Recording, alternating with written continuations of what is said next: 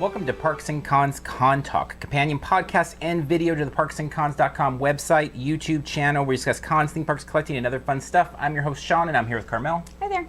Parks and Cons is your on-the-spot video and podcast show where we take you to the heart of the action of the best conventions and themed entertainment events around. Once again, we're doing this a little bit differently for those of you listening on the podcast or on the YouTube channel. We're doing them both slightly different. We have our Con Talk, which is our separate convention talk show on YouTube, and then we have our podcast. We have a little bit different interest for them, but we're combining them here because of the very specific topic of San Diego Comic-Con prep, which is a big topic for us. It's really where we started with anything to do with covering stuff, was all about San Diego Comic-Con and people asking us for help with it. And so that's why we've got them combined here. So hopefully it's useful to everyone listening in. And so the format's a little bit different as well.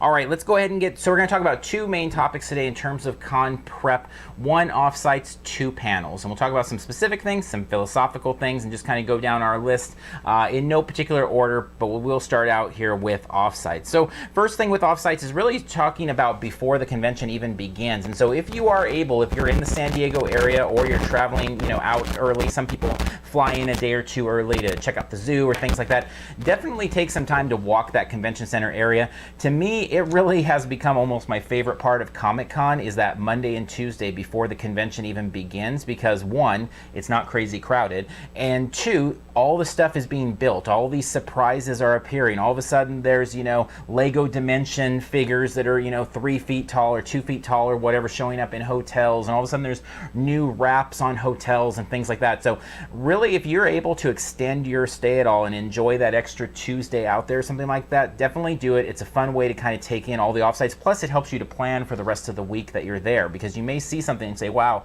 that Sleepy Hollow thing, looks so awesome. I've got to go to it. Or what FX is putting together over there by Hilton is so great. I got to really check it out. Yeah, it's definitely a good way to kind of also orient yourself just in general as to where things are, because obviously that whole area, the whole Gaslamp area, looks different when there's thousands and thousands and thousands of people wandering it. So it also helps to orient yourself, see exactly, okay, there's the Hard Rock, and if I turn this way, that's the convention center, and I go this way, Broken Yoke's going to be back that way, and it just helps to orient that way. And it's just fun to see the stuff get built, because it's incredible, really, how much of that stuff that we see looks permanent, and yet it's very temporary. I mean, it's gone by Monday, so it is cool to see it all kind of get built up, and helps to figure things out, and like you said, figure out where you want to go, and if there are restaurants that you like in particular, you can go those couple days before, and if they're a restaurant that decorates, it's cool to see kind of the before and the after, which we really enjoy doing at Mary Jane's. That always becomes the sci-fi, or traditionally becomes the sci-fi restaurant. We go there when it's Mary Jane's, and then over the next couple days we see it, and it's now something else. Right, definitely. And all that information, if you're not able to be there, because a lot of people can't get out there till Wednesday or Thursday, definitely follow along SDCCblog.com and OutsideComicCon.com. We're going to be feeding them tons of info, because we will be out there Monday, and we'll be tweeting stuff and Facebook, Instagramming, and all that, putting video up, Periscope, and sharing it all with them. There'll be articles going up all over the place. Follow along SDCCblog.com and OutsideComicCon.com for all of that. So now let's fast forward to getting your badge and where kind of the offsites come in. So one thing about offsites is they vary, and you can look for that information already on the two aforementioned websites there, but some of them require badges and some of them do not require badges. Some of them are official Comic-Con International activities, some of them are not. Either way, our suggestion always is to keep your badge with you, but to keep it well fastened. Remember, philosophically speaking, that badge, someone yanks it off your neck and sells it for $500 or who knows what price outside the con. So it is a valuable thing. I have seen people say, if you're not in the con, just lock your badge up in your room. And obviously that's a philosophical decision. That said, we do see lots of restaurants give discounts, lots of offsites ask to see it, and so you do have to think about those things.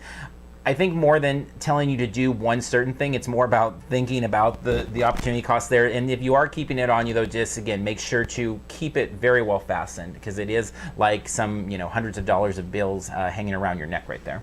Now, also this year, there will be the RFID system. So theoretically, if you do lose it, they'll be able to deactivate it, but who knows if that's going to work, and who knows what that process is going to actually be when it's actually in place.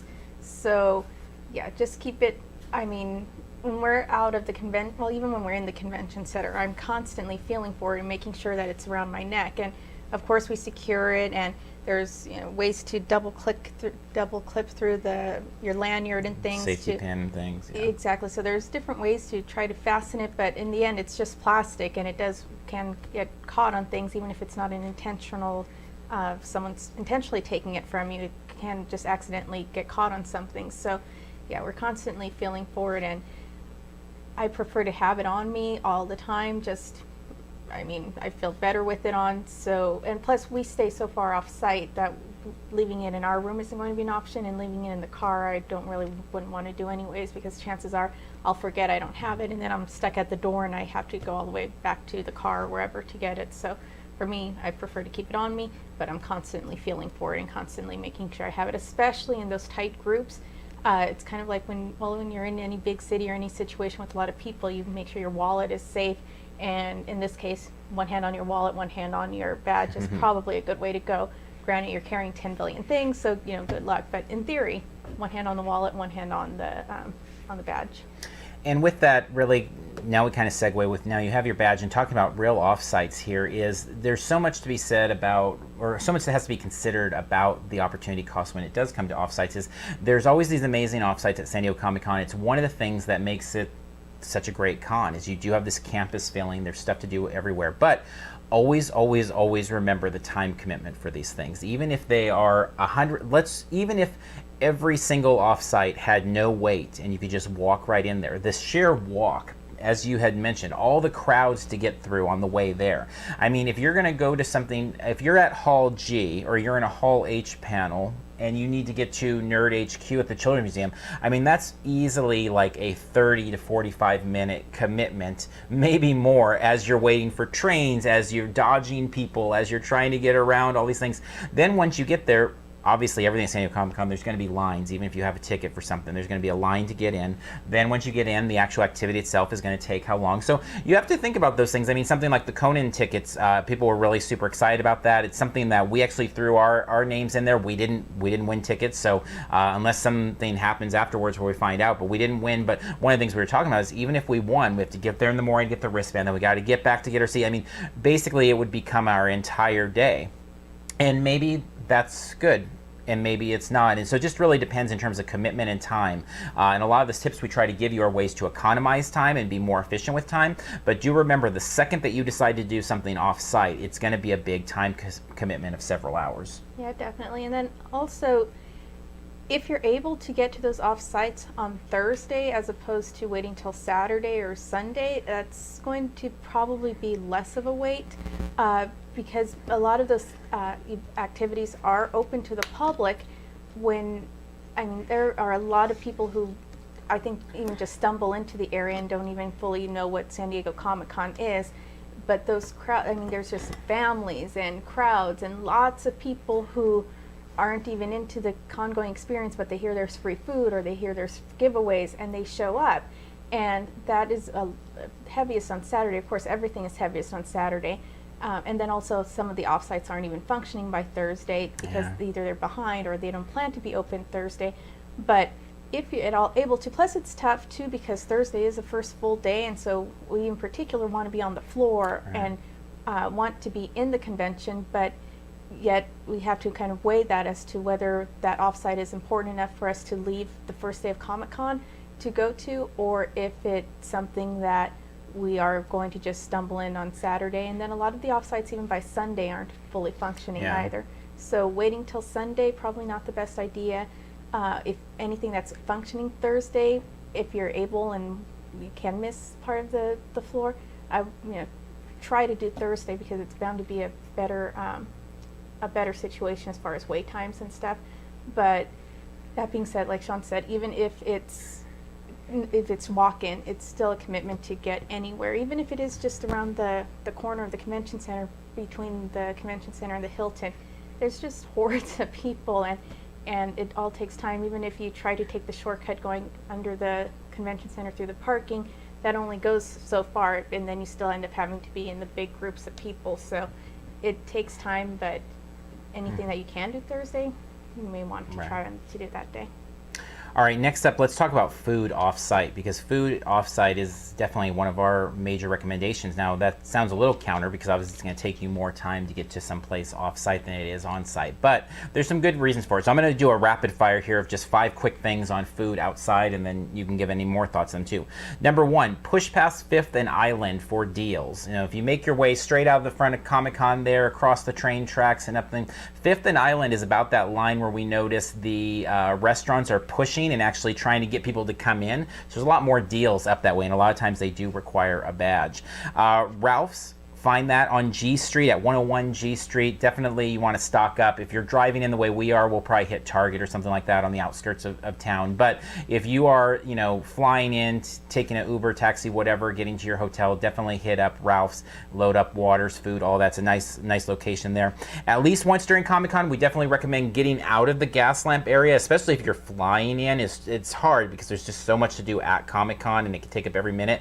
But getting away to a place like Old Town, for example, can really help refresh you, reset the gears, make you feel a little bit better, and allow you to get out of kind of that Comic-Con bubble. Because as much fun as Comic-Con is, sometimes you need to almost step away from it to really appreciate it. And then last 2, for Quick Break, both of them are at Hilton Bayfront. Quick Break, there's usually burgers being sold outside of Hilton Bayfront. Also, a lot of the other hotels have started this too.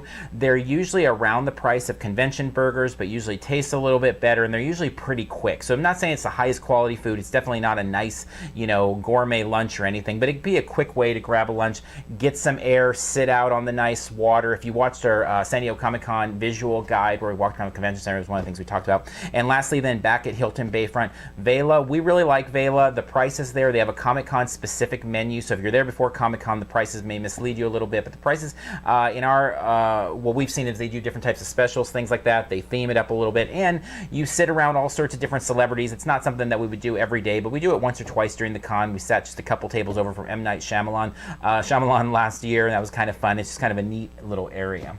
Yeah, there's always artisan stuff there. In regards to the outside food, the Omni, as I recall last year, actually even had like a refillable cup that for your sodas that I think you could use multiple days. We didn't do it. I didn't see it until a few days into it, but they're, you know, barbecuing the burger, so it smells good, and then you have this cup that you can refill. I don't remember the cost or anything, but whatever it was at the time, I thought, oh wow, maybe we should have done that. But of course, Omni is across the train tracks, and you have to cross the street to get there. But yeah, there's that, and then there's also 7-Elevens in the gas lamp that if you're not able to make it to Ralph's. But having a plan. Also, if you are staying on site, the mezzanine level of the convention center usually has some barbecuing going on outside, which is also usually not as busy because not everybody knows it's there, and it's usually pretty quick and it's pretty good food. But yeah, having a plan is just a good way to go, so you know where you want to go and take that break, and getting out and getting some fresh air and just, like you said, resetting and hitting refresh on yourself is a good thing, and we recommend it so that you can better enjoy the time that you are at the convention, because if you're just nonstop stress, you're really not going to be able to take the time to enjoy anything because you're going to be freaking out about everything the whole time. So getting outside, taking a break, definitely a good thing to do. And on the last show, if you didn't listen to that or watch that, we did talk about maybe making reservations ahead of time if you have some set restaurants that you really want to check out. So definitely check that video or podcast out if you've not. All right, let's talk a little bit about panels then. And so first up on panels is just a real simple one, is definitely listen to the podcast breakdown that they do over at sdccblog.com. They take about 2 hours on Thursday, Friday, 2 hours on Saturday, Sunday, and really give a good idea. They pick dark horses. They definitely talk a lot about Hall H and Ballroom 20, but what I like, which has always to me been my biggest tip whenever it comes to talking panels, which is common sense for those that have attended lots of San Diego Comic-Cons, but always surprises the newbies, is they don't clear rooms, so you really have to look at the composition of the entire day in every room. And that's why even rooms like, you know, 25A, that are smaller rooms that aren't going to have as many people trafficking in there, become very competitive environments, because maybe there's a panel 3 down that people are going to be interested in. You know, Hall H on Saturday, if Marvel's sitting there at the end of the day, it really doesn't matter what else is in there. You know, it could be, you know, the least interesting panels in the world, but it's going to be packed from morning, long before morning with people camping out, till night. as people just wait for Marvel. And so really the panel rooms in a lot of ways become a way to wait in line. And so as you are looking at your panels, really don't worry about how busy your panel will be. Worry how busy the entire day in the room is, and look, and then plan lots of backup plans within that. You know, it's all about, again, opportunity cost. Years ago, I wrote an article about kind of the math for us, at least behind panels, is it's like, okay, it's going to take me, 2 hours to wait for this panel. Then I'm going to, because I got to get in there early, I got to sit through 2 panels I don't care about. Then I'm going to see it. It's 3 hours.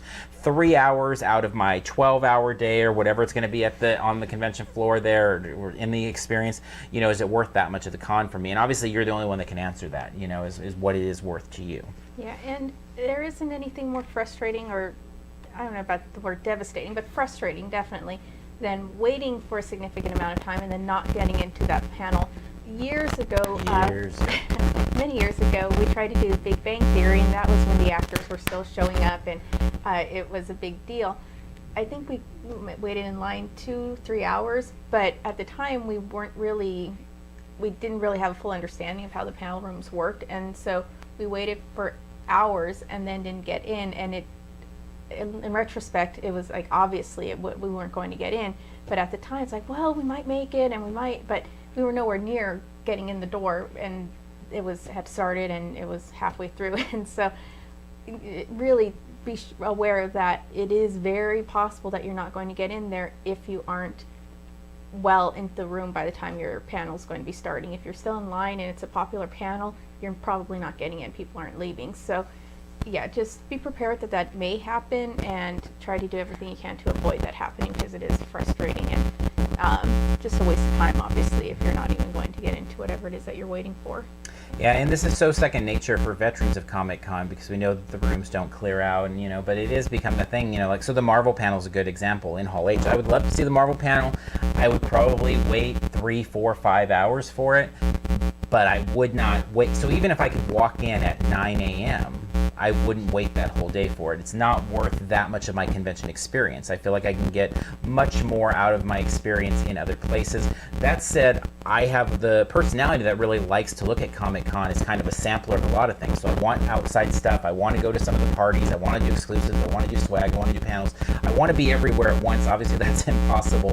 But so for me, it's just not really an option in my planning to, camp out. Now, that said, last year we spent Saturday. We got to Hall H at like 7 in the morning. It seemed doable, 7:30, something like that. We managed to get in, and we spent from whatever that 7 a.m.-ish to nearly midnight in Hall H, because then the WBDC TV thing was like a 3 or 4 hour block at the end of the night that we'd already planned to do. And it was a lot of fun. It was amazingly cool. The stuff we saw, I'll never forget, but I still don't know that was my ideal way to spend a Saturday, despite everything we saw. One thing with that, though, goes to the next tip, is about using those bathroom passes, especially if you're someone like me. I need to get out of that room, because I almost feel claustrophobic sitting in there the entire time, even if I'm sitting, by myself in a corner, because it's not a packed room. If I'm just sitting for more than, an hour, I start to feel real antsy. And so whether you're in Hall H, whether you're in one of the other rooms, if they have the bathroom passes, which I think all the rooms for that Comic-Con do to some extent, depending on obviously the size and stuff if you need it, use that to step out, use the restroom out there, grab a snack, whatever, to kind of reset yourself and get a little bit of a breath of fresh air. The other thing about that is, over the years in the panel rooms, the swag has really gone down. On that very same Saturday, we spent the entire day in there, and all we got was the Reservoir Dogs, the Hateful Eight cup, and then at the end, the DCTV gave us like a glow stick or something? Yeah, didn't we get the movie cards? Oh yeah, from Hateful Eight too, yeah. Point being is, it was nothing to write home about. It was like literally nothing that we were going to do anything with. In fact, Hateful Eight, we got T-shirts outside in the just wandering the gas lamp, and that was a way cooler piece of swag. So we do get questions quite frequently as we get closer to Comic-Con on panels with swag hunters asking, like, what panels do we think are going to have the best giveaways? And the answer to that is really none of them. And if it happens, amazing, awesome, super cool. But the days of, everybody getting a T-shirt in 3 or 4 panels in a day seem to have gone away. It's really, Comic-Con on the swag front has become much more about photos, experiences, Oculus Rift, things like that. It's an easier way for them to get there. Social media, people put pictures of themselves with the walkers everywhere. That goes a lot further than just wearing a Walking Dead t-shirt. Social media has more of a reach than the actual physical reach we have. So consider those things. And all of that being said, not every panel is going to be full, and Hall H has some pretty weak days this year. So it may be possible that you hear we're on the floor and they're encouraging people to go check out whatever panel in whatever room. And we've stumbled into some very cool panels that way, and we've seen Harrison Ford, Channing Tatum. A lot of by going to see Harrison Ford at Ender's Game, by seeing, when we've talked about this before, but Channing Tatum and I think it was Christina Applegate and Biz Marquis singing, for Book of Life and, things. There's a lot of really cool Comic-Con moments, as you said, that happen just by randomly walking into these things. And so again, we talk about it all the time, social media is just so important watching. And as we're getting tired and we're on the floor and we're kind of checking the feed or checking the hashtag, and we see people say like, hey, you could totally walk into Hall H right now. And we're like, well, do you just want to walk into Hall H right now? And if we're going to take a break anyway, maybe let's grab some food and go sit in Hall H for a half hour. I can totally see that happening, in particular on a day like Thursday this year. Obviously it's not going to happen before panels like Game of Thrones or Walking Dead or Marvel, but it's a really good point. Is there's lots of those opportunities, and they can bring some great Comic-Con moments with a very little time commitment, if any, outside of just sitting there. And in regards to food, outside Hall H, they do have that stand there where I think you can really grab like hot dogs and pretzels, which if on one of our runs where we're going to just take a break and there's an open space and we're going to just stroll into Hall H, we'll usually grab food there. Though that does close, I think, like at 8 o'clock. So if you're in there for a late night thing, don't be like us last year where you don't realize that they aren't serving food anymore, and then you go to grab a late dinner and there's no options available. And obviously at the time we were there for Hall H, so we couldn't go wander off-site or anything. I think we ended up at Jack in the Box or McDonald's well after midnight, yeah. Very hungry at that point. But there is that food option during the day where you can go grab a quick bite and head into Hall H and eat in there. And of course, it's nice and dark and air conditioned in there, and you can just sit if it's that situation where it's open, and that's the only situation that we would be doing that in. But otherwise, yeah, the opportunities open up, and sometimes you stumble into something that you weren't necessarily looking for, but is cool, and we'll start watching that show or see some cool random actor that no one was expecting, so people weren't lined up for it. So opportunities pop up all the time. Definitely. And you're more likely to find those opportunities, in all honesty, in a place like Ballroom 20 or Hall H than you are in a 6A or these smaller rooms, because they are just so small. I was looking at I forget where it is, but I think it was on Thursday, the Snoopy or the Peanuts characters in politics, and it's kind of a cool thing. I like the Peanuts characters, but it's in like the tiniest room ever, and it's just like, I think no matter what, that's not going to be doable, because it's not something that I'm willing to probably donate the extra hour or two to sit in the panels before. Now, all that said, you get there early for those panels. Sometimes you find some fun stuff there, in those panels that you didn't think, those wait-through panels. And I've heard a lot of people, there's always that debate at least a couple times a year where it's like, should they clear rooms or not clear rooms? Different conventions handle it different ways, and there's an argument for both sides. I always like the clear rooms just because I like kind of popping into things, but I totally get the argument of just letting people camp all day too. And for a lot of people, that is the Comic-Con experience. They feel like they haven't had a full Comic-Con if they haven't spent the night outside and they haven't, grinded out an entire day there. And that totally makes sense. It kind of has that camp feel to it, and that totally makes sense too. It's just not necessarily my idea of a good time at San Diego. And I definitely want to see the most. For me, I'm trying to gather as many opportunities, as many different experiences. When I get done, I want 1,000 different experiences, not just 2 or 3 amazing ones, but I totally get the argument for wanting just 2 or 3 amazing ones as well. Yeah, so what we literally do when we're looking at the schedule, usually we're looking at it on our way down there, or since we do get there Monday, it's just a couple days before. But if there are panels that we're kind of interested in, we literally ask ourselves, how long are we willing to wait for that? If it's a 45-minute wait, do we go and try and see if it looks like a situation where we can get in? Is it something we want to wait 2 hours for, which that's very rare for us? Or if it's something that's just walk-in, and we have it all noted and scheduled out, so that if that time comes, we're like, okay, well, let's go check and see if it's possible. But we more or less know ahead of time what things we're willing to wait whatever time for. So we have an idea before we get there. Definitely. All right, well, we hope that helps you a little bit with a few more tips. I mean, there's no end to the amount of tips that come out during San Diego Comic-Con season. That said, you know, we get asked these questions all the time, and we get requests for different topics all the time, so we keep coming back to do it. Every year we think, well, maybe this is the last year because everybody's going to be tired of hearing our thoughts on these things, but here we are another year, people still asking, and more people actually asking than ever this year. So hopefully that helps a little bit to, you know, get you ready for Comic-Con, and we will definitely see you there for sure.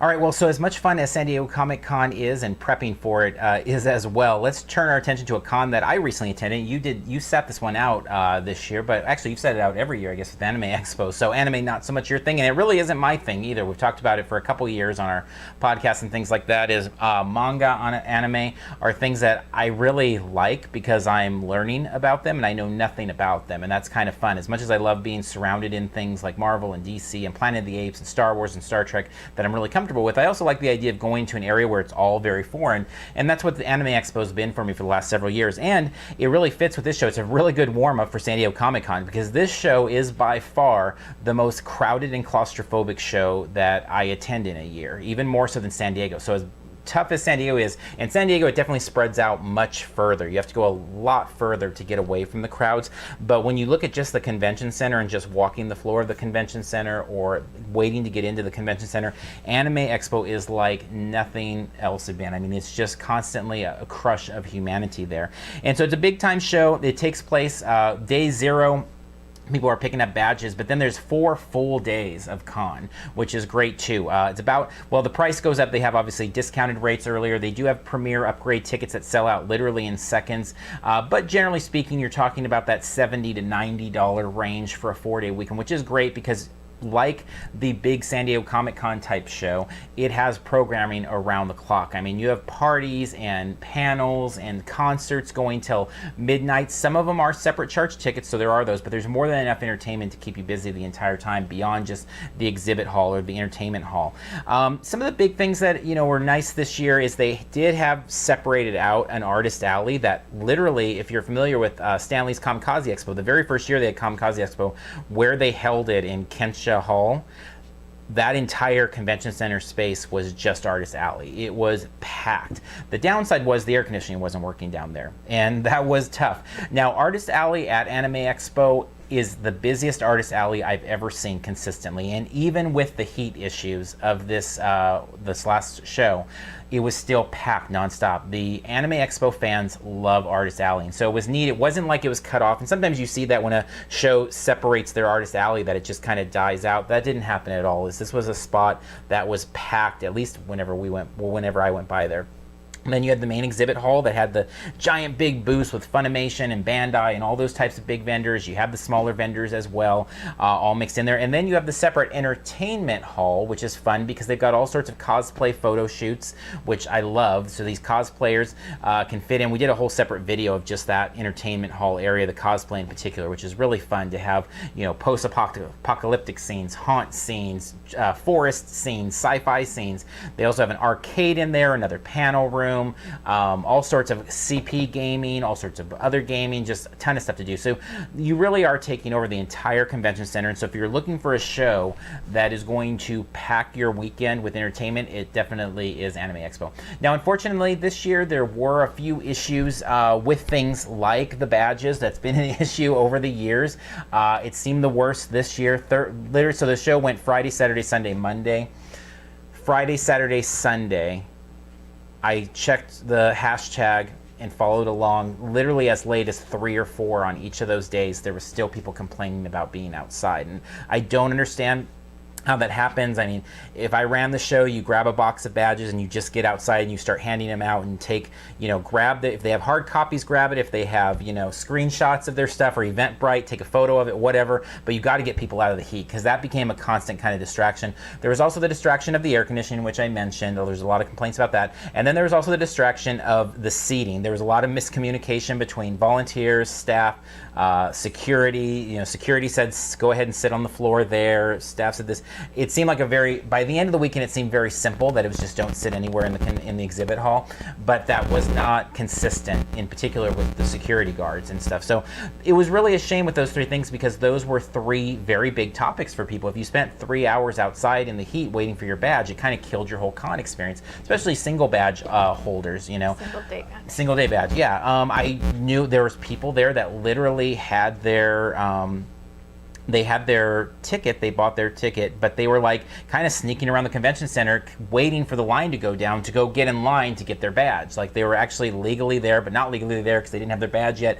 I mean, things like that just shouldn't be happening. It detracts from what is an awesome con. So hopefully the operations come under control, because it is a great show. It's got a lot of great things to offer. And now I think we'll go ahead and take you to some of the highlights. So you can see a little bit of Artist Alley, see a little bit of the exhibit hall floor, see a little bit of the cosplay, see a little bit of that entertainment hall, so you can see all of the awesome things that were at Anime Expo 2016.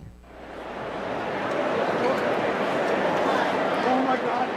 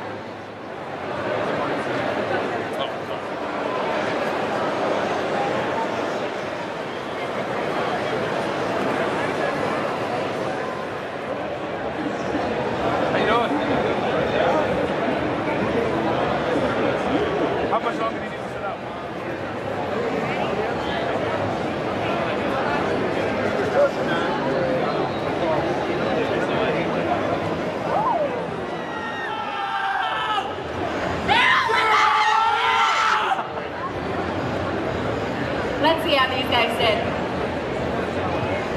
We have all elite commanders. That is 3 stars across the board. Let's definitely give these guys a round of applause.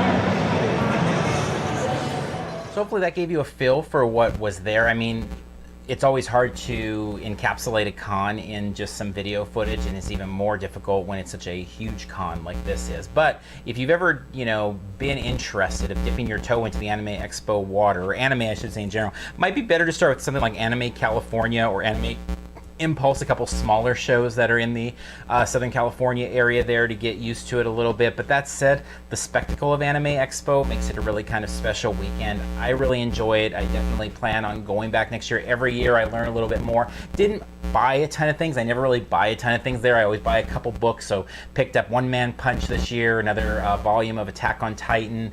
I'm making my way through things like that, and Old Boy and One Piece, and I'm just trying to kind of soak it up and learn a little bit here and there. But it's really fun to be in that environment and have questions and just take the spectacle in. And it's, outside of those issues that I brought up, it's a really well-run show. It's just a couple things there that are real big kind of flaws, and hopefully they'll be able to address them. I mean, mailing the badges would greatly help a lot. I mean, it would fix a lot of things overnight, is mailing the badges. And so hopefully that's something that they look into doing. San Diego Comic-Con's doing it this year. D23's done it for a while. A few shows have done it. So hopefully Anime kind of sees like that could really help a lot in their operations issue. If they need to charge an extra $1 per badge or whatever for postage and getting people to stuff those badges, whatever, I think it will help them a lot to kind of pull things together and not have as many issues throughout the weekend. So we'll see. Definitely plan to be in attendance next year, and we'll see how that all goes. So all right, with that, I think it's a good point to wrap up this episode talking Anime Expo and San Diego Comic-Con prep. So why don't you tell people where they can find you on social media? Well, you can reach me directly on Twitter at Connoisseur, which is CON_NOISSEUR, or you can email me at carmel@parksandcons.com. And you can find me. I usually run a lot of our social media for Parks and Cons, but also my personal one at @the_con_fluence on Twitter, at the Confluence. You can always find me there. Also, you can email at Sean@parksandcons.com. If you're interested in Park Talk, we've taken a little hiatus from that with all of the Comic-Con. I mean, Comic-Con kind of takes up about a 2-month period for us, but we'll be getting back to the Park Talk. We've got lots of things to discuss over on that side of the equation, especially as we move into the holiday seasons and all the new things that are going to be coming out as part of that, and then into the new attraction season as we hit the new year. So definitely check out our Park Talk episodes. If you're interested in some of the things that have happened so far in 2016, all on our YouTube channel there and on our website, parksandcons.com. Please help support our show by subscribing to our YouTube channel and sharing it with anybody that you can. The more people that know about what we do, the more it helps us to kind of get the word out on things and have more access to things too, to be honest.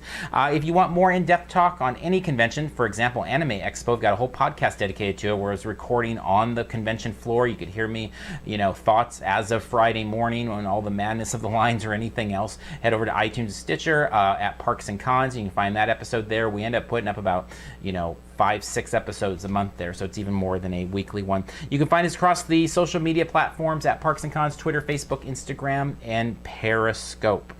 All right, we're going to wrap up here, and until next time, we'll see you in line somewhere.